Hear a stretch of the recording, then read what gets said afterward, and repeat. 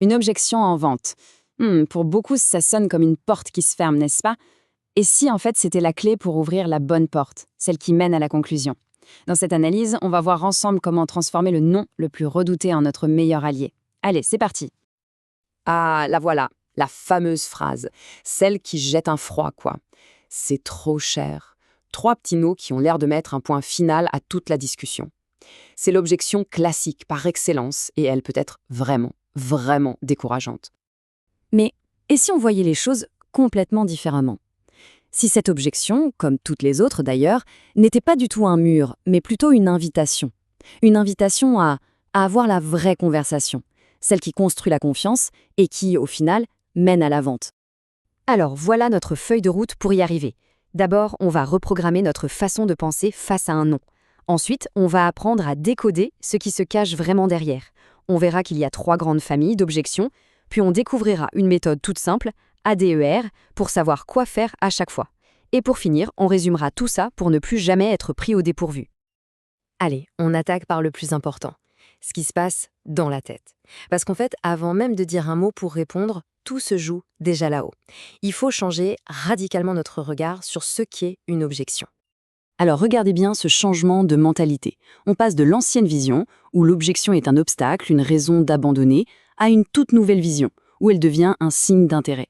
Ce n'est plus un mur qui bloque le passage, non, c'est un tremplin, la toute dernière marche à franchir avant d'arriver au oui.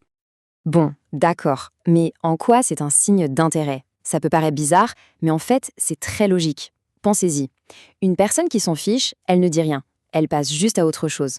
Si elle prend la peine de faire une objection, c'est qu'elle est engagée, qu'elle est en train de réfléchir sérieusement à la proposition. L'objection, ce n'est donc pas la fin du jeu, c'est une étape normale, et même essentielle. Ok, maintenant qu'on voit l'objection d'un bon œil, il est temps de jouer les détectives. Parce qu'une objection, en fait, c'est souvent juste la pointe de l'iceberg. La clé, c'est de comprendre le vrai pourquoi qui se cache derrière le non apparent. Et derrière cette objection, il peut y avoir tout un tas de raisons. Un simple malentendu, un besoin d'être rassuré, pas assez d'infos, ou parfois c'est juste une habitude ou l'envie de montrer qu'on maîtrise son sujet. Bref, le truc à retenir, c'est de ne jamais prendre une objection au premier degré. Il faut toujours creuser un peu. Pour nous aider à y voir plus clair, il y a un outil de diagnostic super efficace. On peut classer la plupart des objections dans 3 grandes catégories. Et une fois qu'on a identifié la bonne catégorie, la réponse devient tout de suite beaucoup plus simple. Alors, les voici, ces 3 grandes catégories. Ça a l'air un peu théorique comme ça, mais vous allez voir, c'est très concret.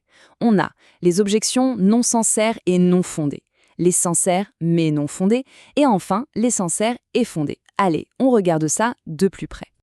La première catégorie, c'est un peu l'objection poker. Là, l'interlocuteur, il sort une carte, pas parce qu'il y croit vraiment, mais c'est une tactique de jeu. Un écran de fumée. Par exemple, dire « mon budget est trop serré », juste pour essayer d'obtenir un meilleur prix. Ce n'est pas le vrai problème, c'est une stratégie. Ensuite, le deuxième type, et honnêtement, c'est le plus courant, l'objection qui est sincère, mais qui n'est pas fondée. En fait, c'est un doute. La personne a une vraie crainte, une vraie interrogation, mais qui est basée sur une information manquante ou une mauvaise interprétation. C'est là qu'on peut apporter le plus de valeur, en clarifiant les choses et en rassurant. Et on termine avec le troisième type, l'objection qui est cette fois sincère et fondée. Une objection réelle. Là, pas de doute, le client a mis le doigt sur un point sensible, une vraie limite de l'offre. Il a raison, c'est un fait. Et c'est sans doute le type d'objection qui demande le plus de finesse. Ok, on s'est diagnostiqué, maintenant on fait quoi? Comment on agit? C'est le moment de passer à la pratique, avec une méthode super efficace en 5 étapes et hyper simple à retenir.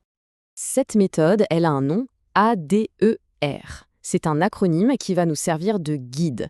Pensez-y comme un GPS qui vous guide à travers n'importe quelle objection pour arriver à bon port sans stress.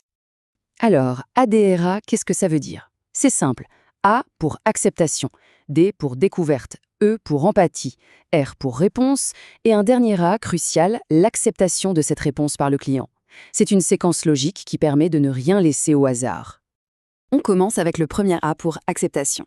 Et là, tout est une question posture. Le premier réflexe, c'est quoi? C'est de vouloir répondre du tac au tac, de contre-argumenter. Grosse erreur. Ici, il faut faire exactement l'inverse. Écouter, vraiment écouter. Laisser la personne aller au bout de sa pensée. Et montrer qu'on reçoit le message, sans jugement. Vient ensuite le D pour découverte. Là, on met sa casquette de détective. L'objectif, c'est de creuser avec des questions ouvertes pour comprendre la source réelle de l'objection. Des questions comme « Qu'est-ce qui amène à penser ça ?» ou « Comment en arrivez-vous à cette conclusion ?» On laisse la personne vider son sac pour dépasser la phrase de surface. Troisième lettre, E, pour empathie.